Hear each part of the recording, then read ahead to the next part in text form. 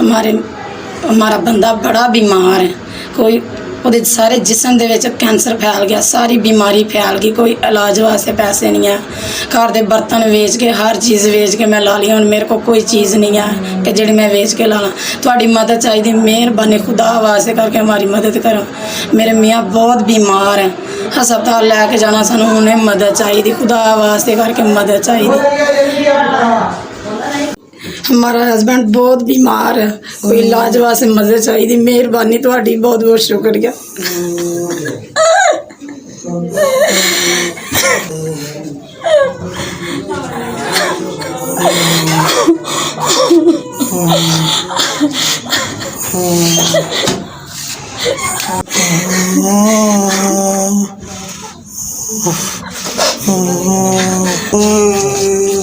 अस्सलामुअलैकुम। 10,000 रुपया तुहाडी तरफों आया मेरे मियाँ वास्ते, उन्होंने बीमारी का इलाज करवाने वास्ते।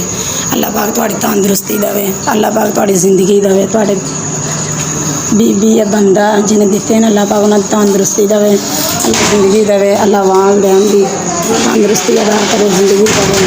मैं अपने मियाँ लैके हॉस्पिटल चली हाँ, मेरे को कोई चीज़ नहीं सी। तुहाडा शुक्रिया अदा करने, ऐसे भी चालियां दा शुक्रिया अदा करने। मेहरबानी मेरी मदद की, अल्लाह पाक तुहाडी करे। हुण मैं हॉस्पिटल लैके अपने मियाँ नूं चली।